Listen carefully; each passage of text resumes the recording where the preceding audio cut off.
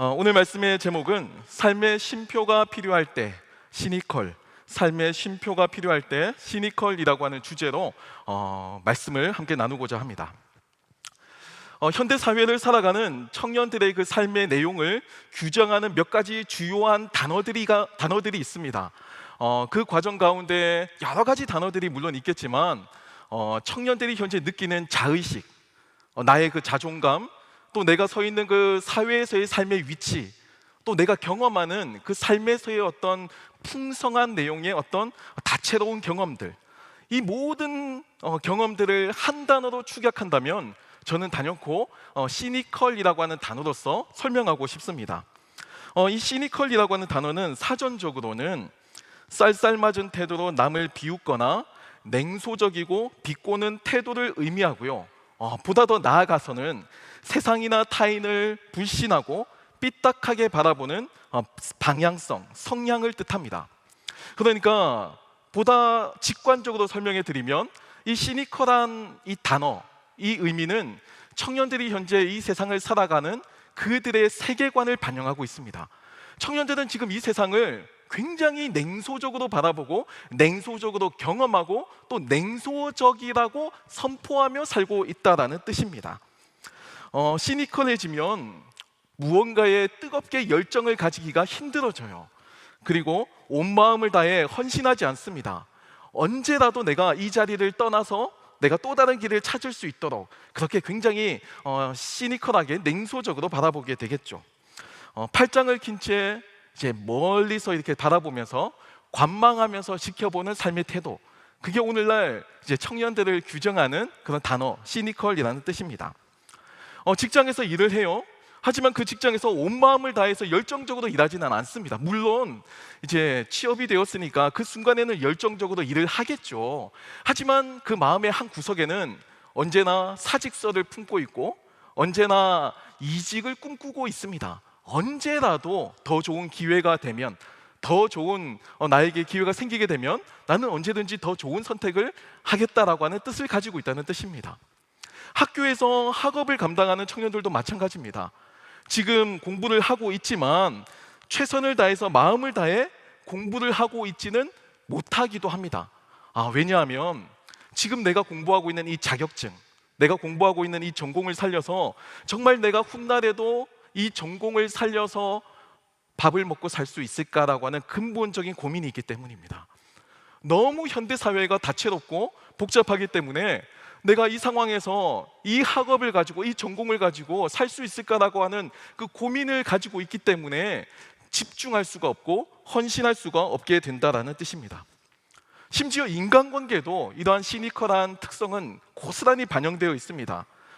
인간관계에 있어서도요, 특별하게 헌신이나 또 누군가를 위해서 온 마음을 쏟는 그런 깊은 관계는 지향하고 언제라도 사이를 끝낼 수 있는 아주 가벼운 형태의 얕은 관계를 선호하죠. 이 모든 것이 다 시니컬이라고 하는 이러한 그들의 삶의 태도와 방향성, 세계관에서 비롯됐다라고 할 수가 있을 겁니다. 여러분, 우리는 왜 시니컬해질까요? 왜 세상을 바라보는 관점이 여러 가지가 있잖아요. 긍정적인 관점도 있고 희망적인 관점도 있고 얼마든지 보다 더 풍성한 가능성을 내디딜 수 있는데 왜 우리는 이 사회를 전반적으로 의심하고 냉소적으로 이해하고 있을까요? 제가 찾아보니까 심리학에서는요, 이 시니컬이라고 하는 이 반응을 내가 상처를 받지 않기 위해서 나만의 무의식적이고 강력한 방어 기제에서부터 시작되었다라고 해석을 합니다. 그러니까 이렇게 생각하시면 좋을 것 같아요. 내가 누군가에게 큰 기대를 했어요. 누군가에게 내 온 마음을 다 헌신해서 내 마음을 다 줬어요. 그런데 혹시라도 그 사람이 배신하게 되면, 혹시라도 그 누군가에게 내가 배반을 당하게 되면 그때 내가 받아야 할 그 상처가 너무나도 크다라는 겁니다. 그러니까 혹시라도 배신당하거나 실패할 수 있는 그 일말의 가능성 때문에 나는 마음을 여는 것을 주저한다는 거예요. 나는 그 일에 헌신하는 것을 주저한다는 겁니다. 실패할까 봐. 실패가 두렵고 배신이 두려워서 마음을 열고 헌신하는 것을 주저하게 된다는 거예요. 그래서 아예 처음부터 기대치를 바닥에 두고 시작합니다. 잘못되어도 언제든지 내 마음을 추스리고 일어설 수 있도록 차갑게 선을 그어요. 그럴 줄 알았어. 잘 안 될 줄 알았어. 경쟁률이 그렇게나 높은데 내가 될 리가 있겠어? 이렇게 힘든데, 이렇게 어려운데 내가 취업이 되겠어? 정말 이렇게 먹고 살기가 어려운데 내가 이 전공을 가지고 공부할 수 있겠어? 그냥 이런 시니컬한 태도가 적어도 이 세상에서 나라고 하는 이 사람의 그 존재를 지킬 수 있는 하나의 방어 기제로서 이 시니컬이 쓰이고 있다는 겁니다. 차가운 냉소 뒤에는 사실 여리고 여린 나의 진짜 모습이 숨어 있습니다. 우린 그 냉소적인 겉모습 뒤에 나의 본 모습을 숨기고 살아가고 있습니다. 더 이상 내 마음을 다치고 싶지 않다는 거예요. 겉으로만 보면 강해 보이죠. 무덤덤해 보이죠. 시니컬하니까 굉장히 영향을 받지 않는 것처럼 보이죠. 하지만 실제로 이 시니컬한 태도 뒤에는 상처와 두려움이 자리하고 있습니다. 불행한 사실은 이러한 방어 기제가 신앙의 영역에 있어서도 똑같이 작용한다는 겁니다.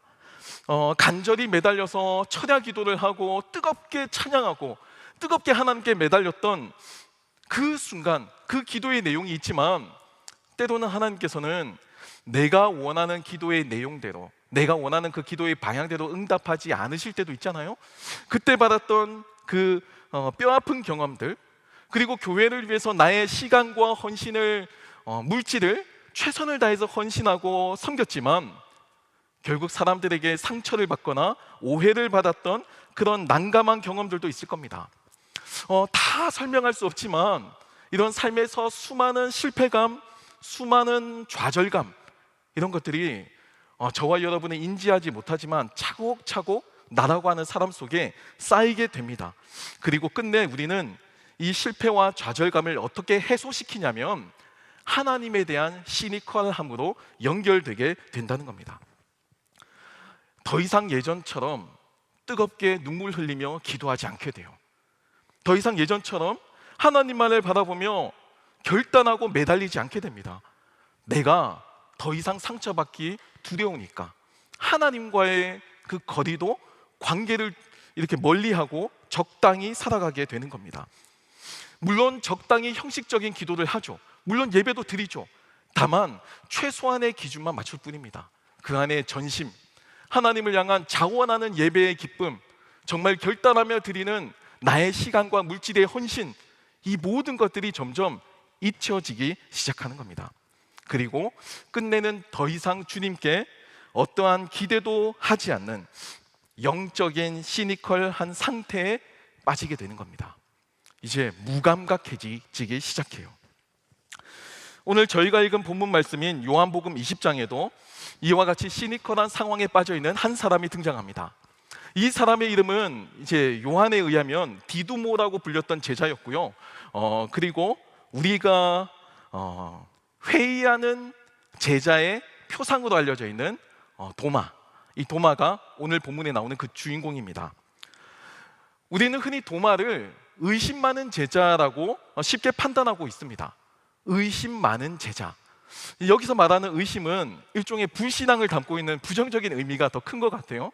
그래서 주님의 부활을 들었음에도 그 부활을 손쉽게 믿지 못하는 그런 의심이 많고 기본적으로 믿음이 없는 사람들의 전형으로 이해될 때가 있습니다. 그래서 우리는 도마의 이야기를 한층 이제 깎아내려서 이해할 때도 있어요. 하지만 정말 의심 많은 제자라고 하는 이러한 평가가 오늘 본문에 나오는 예수님의 제자 도마에 대한 객관적인 평가라고 할 수가 있을까요? 세계적인 신약학자 가운데 레이몬드 브라운이라고 하는 학자가 있습니다. 그는 오늘 본문에 나오는 이 도마를 연구하면서 재밌게도요, 이 도마의 상태를 병리적인 상태라고 진단해요. 그러니까 지금 도마는요, 정상적인 상태가 아닙니다. 병에 걸렸어요. 특별히 정서적인 불안, 정신적인 어떤 불안과 그 염려 상태 속에서 굳이 표현하면 트라우마의 상태 속에 있다라는 겁니다. 지금 도마는 지성적으로 회의주의에 빠진 것도 아니고요, 예수를 잘 믿다가 갑자기 그 신앙을 잃어서 그래서 어려워진 불신앙도 아니고요, 지금 이 도마는 임상적으로 접근할 필요가 있다라는 겁니다. 환자니까. 그래서 관계적 단절에서 온 깊은 심리적 트라우마의 상태다라고 표현하고 있어요. 제가 이렇게 해석하는 데에는 몇 가지 이유가 있습니다. 사실 도마는요, 우리가 흔히 알고 있듯이 의심 많은 제자, 냉소적인 사람, 그런 사람의 대명사가 아니었습니다. 원래 성경에 나오는 도마는 전혀 그런 이미지와는 거리가 멀어요. 요한복음 11장 16절 말씀을 보면 도마에 대한 그 성격을 이렇게 엿볼 수가 있는데요. 디두모라고도 하는 도마가 다른 제자들에게 말하되 우리도 주와 함께 죽으러 가자 하니라 라고 전하고 있습니다. 지금 이 본문의 상황에서는요, 예수님께서 유대 지방으로 가려고 하세요. 근데 그 유대 지방은요, 목숨이 위험한, 박해의 위험이 있는 땅이었습니다. 그곳으로 주님께서 가려고 하니까 제자들은 가장 직관적으로 자신들의 걱정을 하게 되는 겁니다. 예수님을 걱정한 게 아니고요, 내 생명, 내 안위가 먼저 걱정이 되는 거예요. 그게 불신앙이 아니고 인간의 본능이죠. 그런 상황이었지만 도마만큼은 가장 먼저 나서서 뭐라고 얘기하냐면, 우리가 주와 함께 죽으러 가자, 우리가 목숨을 걸고 주님과 함께 유대 지역으로 가자, 이렇게 지금 선언하고 있는 겁니다. 굉장히 호기롭게 주님과 함께 자신의 생명을 걸고 나아갈 정도로 열정적이었던 인물, 그리고 주님께 헌신적이었던 인물, 그 인물이 디두모라고 하는 이 도마였다라는 겁니다. 아마도 그는 주님을 깊이 사랑했을 겁니다. 그리고 그 주님께 자신의 미래를 드렸을 거예요. 그리고 자신의 현재의 삶을 전적으로 헌신하며 나아갔을 겁니다. 그게 우리에게 알려져 있는 이 의심 많은 도마, 회의적인 인물 도마라고 하는 이 우리들의 편견, 이 선입견 이면에 숨어 있는 실제 도마의 모습입니다. 열정적이고 헌신적이었던 도마. 하지만 도마가 죽기까지 각오하고 따랐던 그 예수님께서 정말 상상도 못할 방법으로, 정말 십자가에서 아주 무기력한 모습으로, 그리고 참혹한 모습으로 십자가에 달려 죽으시게 됩니다. 그 장면을 보니까 단순히 주님께서 이 도마의 곁을 떠난 이 사건이 도마에게는 충분히 소화하기가 어려웠던 것 같아요. 이건 주님께서 단순하게 십자가를 지셨다라고 하는 종교적인 의미나 교리적인 의미가 아니었습니다. 제자 도마에 대한 선입견을 내려놓고 지금 이 순간은 한 사람, 한 인간 도마의 입장에서 이 상황을 저희가 좀 해석할 필요가 있습니다. 한 인간인 이 도마는 예수님의 십자가 죽음을 통해서 교리적인 배움을 얻은 게 아닙니다. 신학적인 가르침을 얻은 것이 아니었어요. 도마에게는요, 그 예수님의 죽음이 자신의 모든 기대와 삶이 산산조각 나는, 파탄 나는 사고였습니다.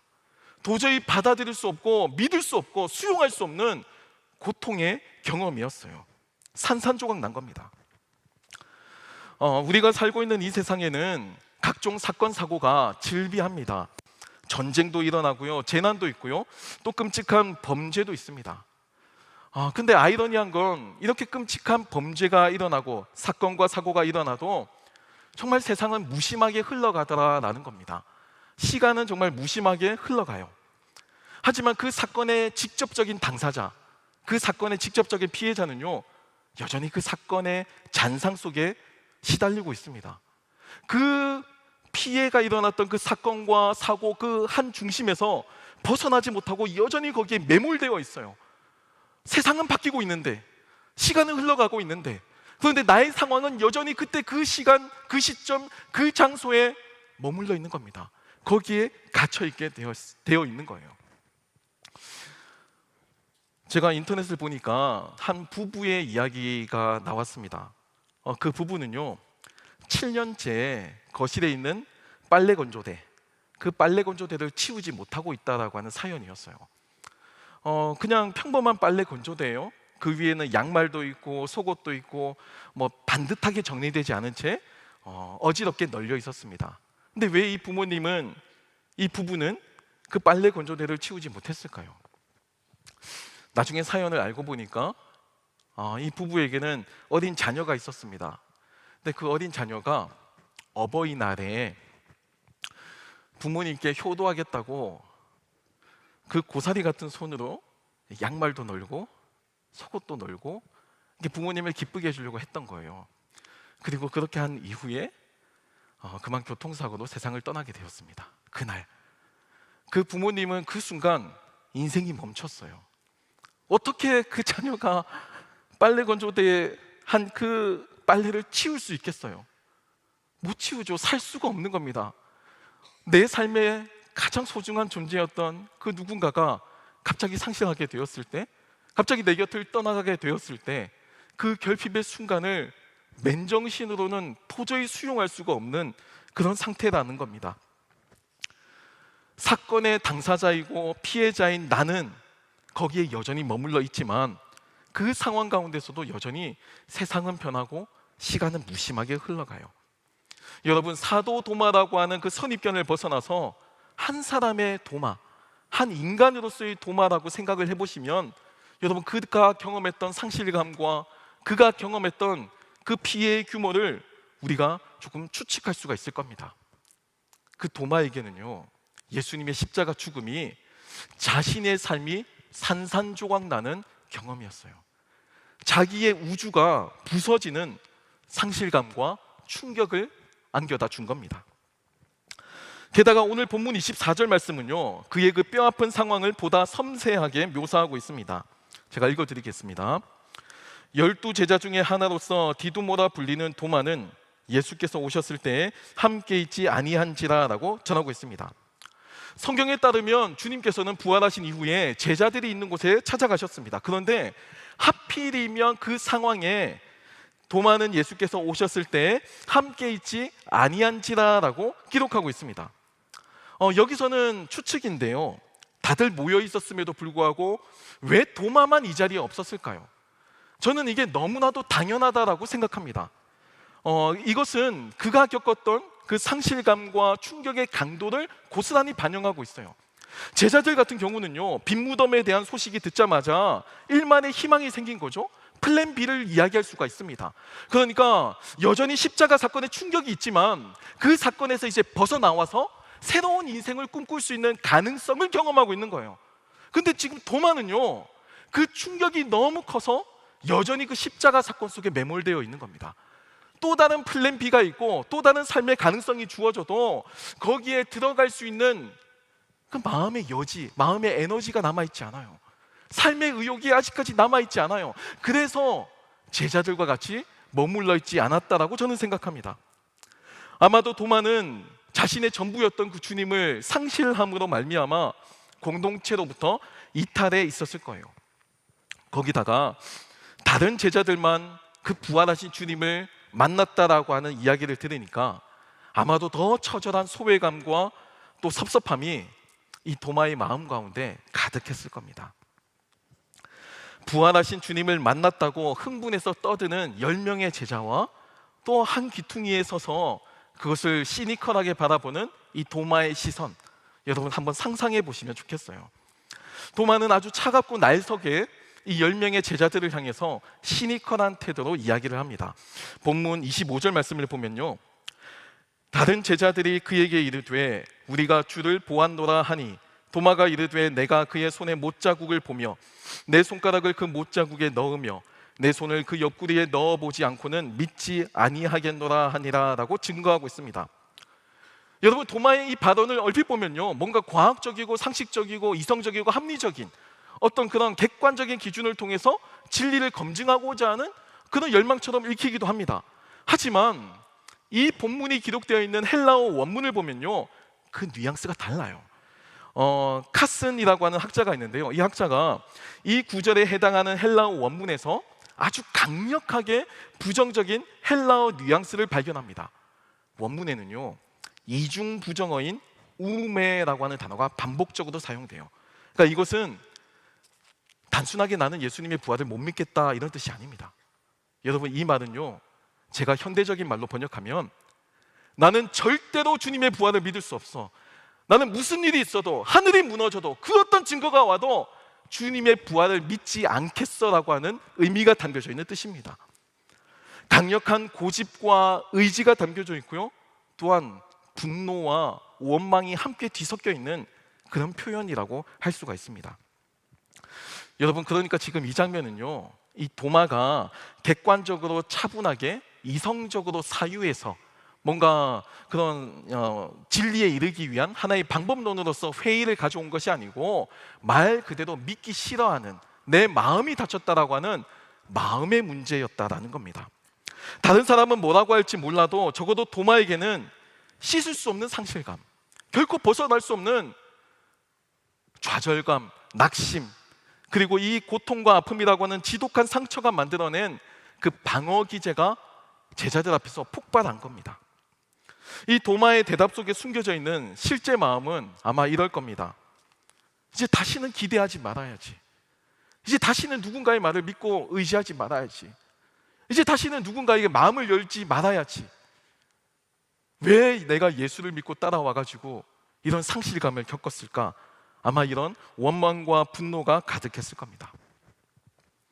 제가 이렇게까지 해석을 한 이유는 부활을 목격한 제자들의 증언에 대한 이 도마의 발언이 너무나도 적나라하고 현실적이기 때문입니다. 여러분, 이 도마의 발언을 한번 객관적으로 한번 들어서 한번 생각해 보세요. 이 발언은요, 정상적인 성인이 이야기할 수 있는 발언의 수위를 넘었습니다.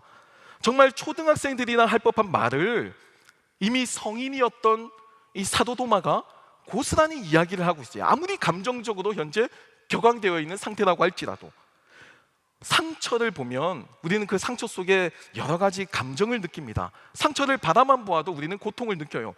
그런데 굳이 도마의 표현은요, 그 상처를 내 손가락으로 후벼 파겠다는 겁니다. 그 상처를 내가 내 손가락으로 후벼 파서 상처가 진짜인지 아닌지 확인해 보겠다는 거예요. 여러분, 이런 발언을 어떻게 정상적이라고 할 수가 있을까요? 왜 그렇게까지 도마는 과격하게 표현을 했을까요? 아마도 육신을 입고 진짜 피를 흘리고 고통을 받은 하나님이 아니시라면, 내가 목격하고 경험한 십자가의 사건이 나에게 이 깊은 상실감과 좌절감을 안겨다 준 그 그리스도의 십자가 사건이 단지 환상에 불과했다면 내가 받은 처절한 상실감, 고통, 낙심은 위로받지 못할 거라고 생각했기 때문이 아닐까 저는 생각합니다. 여러분, 초대교회 때는 영지주의라고 하는 이단이 발흥하고 있었습니다. 이 영지주의의 특징이요, 영적인 것을 높이 보고요, 육체적인 것, 물질적인 것을 아주 낮게 여겼어요. 그래서 예수님의 십자가 사건도요, 이제 가연설이라고 하는데 예수님께서 진짜 인간의 육신으로 이 땅에 오신 게 아니라고 생각했어요. 그러니까 신은 절대적인 존재이기 때문에 인간 세상에 들어올 수 없어요. 인간의 물질이 될 수가 없어요. 인간의 감정에 휘말릴 수가 없어요. 그래서 신의 전능함을 보존하기 위해서 예수님은 그저 환상과 허상의 모습으로 등장했다라고 믿는 이단 사상이었습니다. 어찌 보면 도마는요, 나는 이렇게 큰 상실감과 절망감 가운데 빠져 있는데 주님께서 어느 날 갑자기 허허 웃으면서 나 사실 십자가 진 거 아니야, 나 진짜 고통받은 거 아니야, 나 하나도 안 아팠어, 나 그냥 허상이야, 환상이야, 이렇게 이야기를 하셨다면 아마도 더 큰 상처가 되지 않았겠냐라는 겁니다.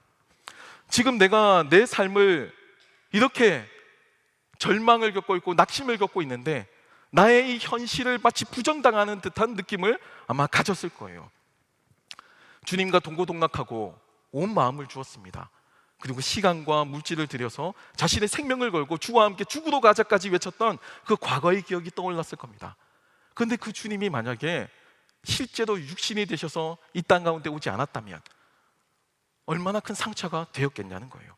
그래서 저는 도마가 단지 주님께서 부활하신 그 사실 자체를 부정한 것이 아니고 의심한 것이 아니고 다시 상처받을 것이 너무나도 두려운 나머지 내가 그 실제 상처잖아요. 그 상처는 내가 고통을 받았다라고 하는 증거잖아요. 그 증거를 내가 다시 한번 내 눈으로 보고 내 손으로 직접 만져보면서 정말 주님께서 나와 같은 고통과 배신과 절망과 낙심을 겪으셨구나, 이것을 확인하고자 싶어 했다라고 저는 생각합니다.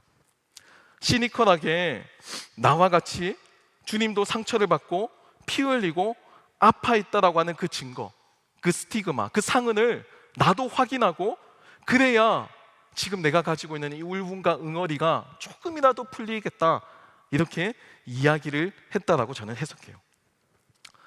여러분, 이러한 도마의 태도는 비단 도마의 모습에서만 발견하지 않을 겁니다. 저와 여러분의 일상의 삶의 모습사 가운데서도 우리는 이렇게 도마와 같은 태도를 가지고 삶을 살아갑니다. 청년들이 경험하는 수많은 실패의 경험들, 이제 실패가 더 이상 낯선 게 아니에요. 실패는 너무나도 일상적인 겁니다. 성공이 희귀하죠. 우린 다 실패합니다. 사실 모두 실패자예요. 나라는 존재의 무가치함과 대항하면서 내가 가치가 있다고, 내가 쓸모가 있다고 끊임없이 증명해내야만 하는 그런 고달픈 삶 가운데 지쳐버린 분들도 계실 겁니다.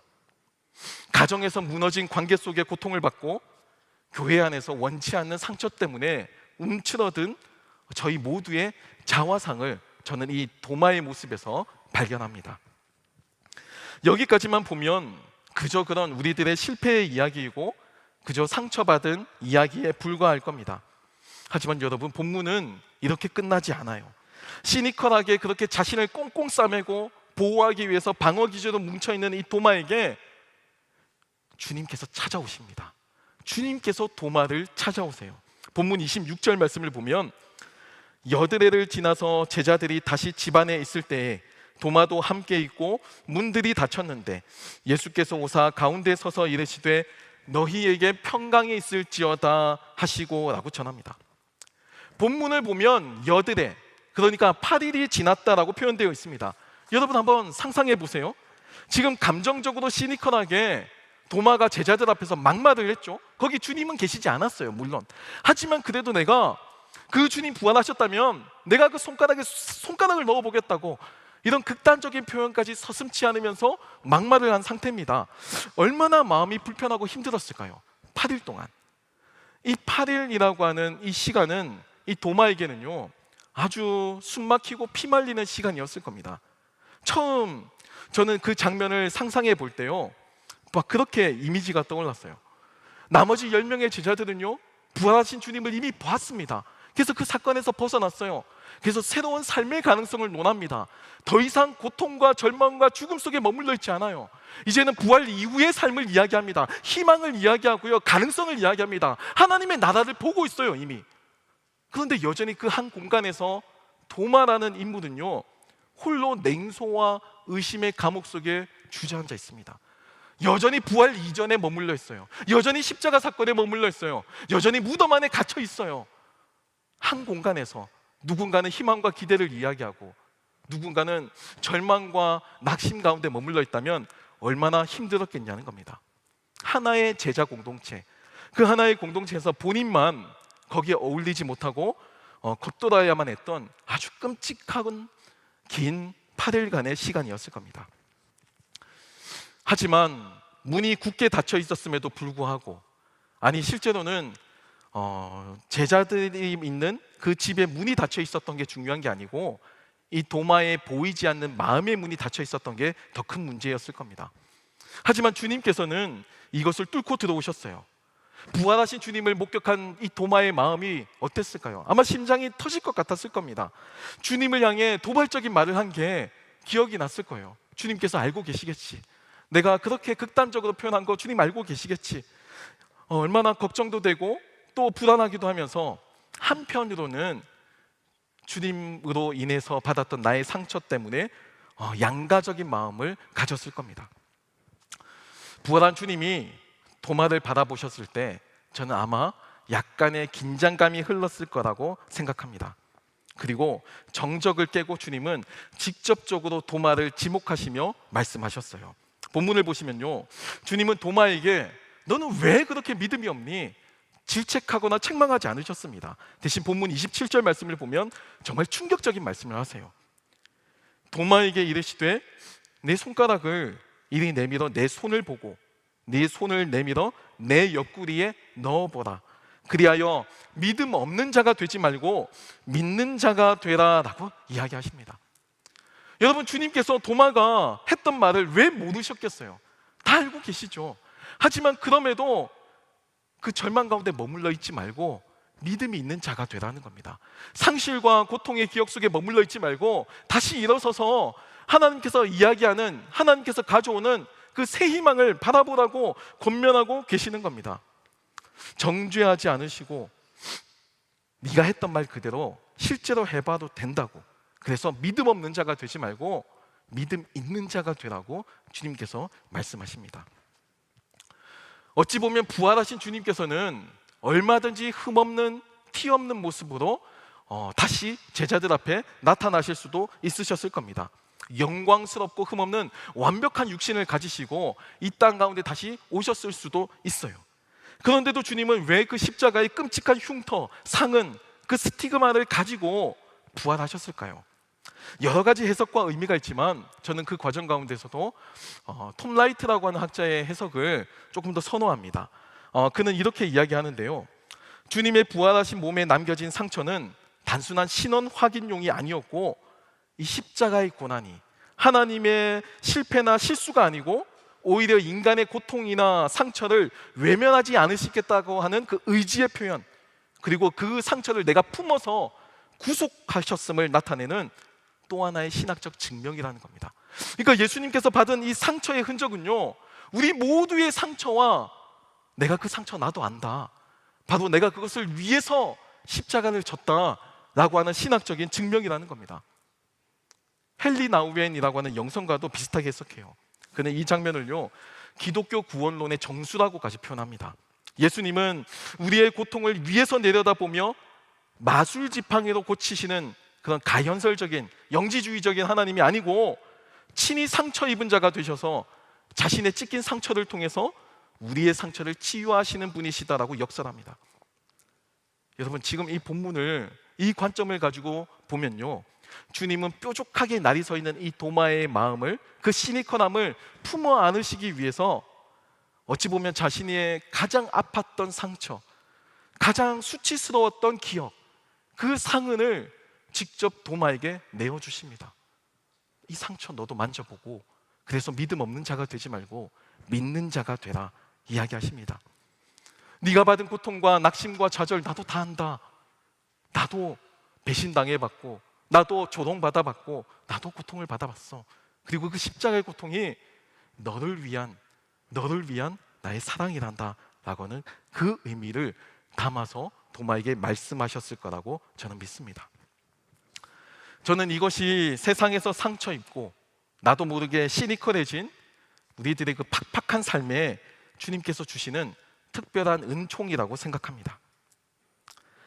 나의 상처와 아픔을 압도하시는 이 하나님의 은혜는 도마를 시니컬함을 넘어서 위대한 고백으로, 위대한 신앙 고백으로 이끌고 가고 있습니다. 본문 28절입니다. 도마가 대답하여 이르되 나의 주님이시요 나의 하나님이시니이다 라고 증언합니다. 성경은 도마가 예수님의 상처에 진짜 손가락을 넣었는지 안 넣었는지 기록하고 있지 않아요. 여러분 궁금하세요? 실제로 넣었을까요? 넣지 않았을까요? 여러분 그건 중요하지 않습니다. 중요한 것은 지금 마음이 상한 제자 도마를 위해서 주님은 기꺼이 자신의 상처를 내어주셨다라는 겁니다. 그리고 그 과정에서 도마는 더 이상 증거가 필요하지 않아요. 도마는 더 이상 부활의 증명이 필요하지 않아요. 주님의 그 사랑 앞에서 도마의 그 시니컬함은 완전히 눅놓듯이 사라졌습니다. 더욱 놀라운 건 이 도마가 가지고 있는 고백의 무게입니다. 앞서 언급했던 카슨이라고 하는 학자는 이 도마의 이 고백이 정말 이 요한복음 전체를 통틀어서 가장 위대한 고백이다라고까지 표현했어요. 요한복음 1장 1절에는요 말씀이 나옵니다. 이 말씀은 곧 하나님이시라라고 이야기하면서 창조하신 하나님에 대해서 소개하고 있어요. 그리고 그 말씀이 육신이 되신 예수님을 향하게 되는데, 피조물인 인간의 입술, 그러니까 이 도마의 입을 통해서 마침내 나의 주님이시요 나의 하나님이십니다라고 하는 찬양으로까지 이어졌다라는 겁니다.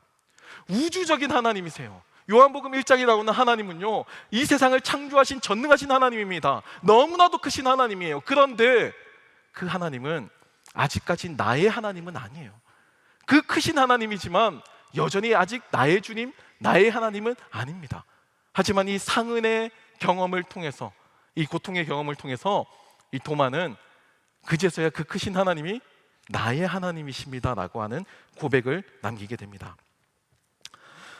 도마의 이 고백을 통해서 크신 하나님은 이제 육신을 통해 우리와 같이 이 땅 가운데 오셨고, 이제 한 사람, 한 인간이었던 도마의 하나님이 되신 겁니다. 사랑하는 성도 여러분, 제가 앞서서 설교 초반부의 시니컬에 대해서 소개를 해드렸습니다. 무엇이든지 시큰둥하고 별 반응을 하지 않고 기대도 하지 않는 그 차가운 마음, 겉으로는 아주 강해 보이고 무뚝뚝해 보이지만 사실 그 외면에 숨겨져 있는 실제 본성에는 더 이상 상처받지 않고 싶어하는 방어 기제가 있다고도 말씀을 드렸어요. 여러분, 우리들의 마음은 어떠한가요? 청년의 시절에 반복되는 실패와 좌절의 경험들, 여러분 이것들을 어떻게 우리가 해석하고 수용하고 소화할 수 있겠어요? 누구라도 잘 살고 싶지 않겠냐고요. 잘 살고 싶어서 계획하고 열심히 하죠. 그런데 이 사회가 그렇게 녹록지 않습니다. 최선을 다하고 아둥바둥 살아도 될까 말까 해요. 성공이라고 하는 경험은 극히 희박합니다. 열심히 살았지만 여전히 불안하고 초라한 현실 속에서 너무나도 작아져 있는 자신을 바라볼 때마다, 그리고 어느샌가 움츠러든 내 마음을 바라볼 때마다 우리는 또 좌절하고 낙심합니다. 교회 와서 예배드리고 또 기도하고 찬양했지만 그게 나랑 무슨 상관이 있느냐고. 삶의 조건이 전혀 변화되지 않았는데 이 삶의 무기력함 가운데 우리는 어떻게 다시 믿음으로 설 수 있냐고 반문할지도 모릅니다.